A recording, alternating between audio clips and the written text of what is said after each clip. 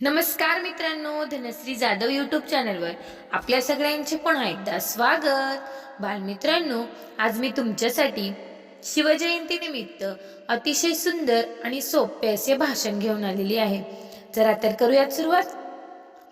इतिहासाच्या पानावर ज्यांची सही नाही तर त्यांच्या तलवारीचे घाव आहेत, ज्यांच्या कपाळावर राज तिलक नाही तर रयतेचा आशीर्वाद आहे, आणि ज्यांच्या रक्तामध्ये स्वराज्य नावाचं वेड आहे, अशा युगपुरुषाला माझा मानाचा मुजरा, माझा मानाचा मुजरा।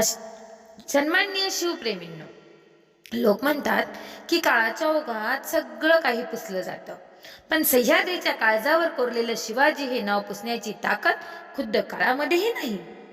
ज्या काळी आकाशाकडे डोळे लावून बसलेल्या रयतेच्या नशिबी फक्त गुलामीचा अंधार होता, त्या काळी शिवनेरीवर एक ठिणगी पडली।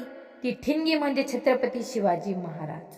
ती केवळ एक व्यक्ती नव्हती, तर तो 5 पातशाह्यांना दिलेला एक जळजळीत जबाब होता। महाराजांची तलवार फक्त लोखंडाची नव्हती, ती धर्माच्या रक्षणार्थ आणि अधर्माच्या विनाशार्थ उगारलेलं सुदर्शन चक्र होतं।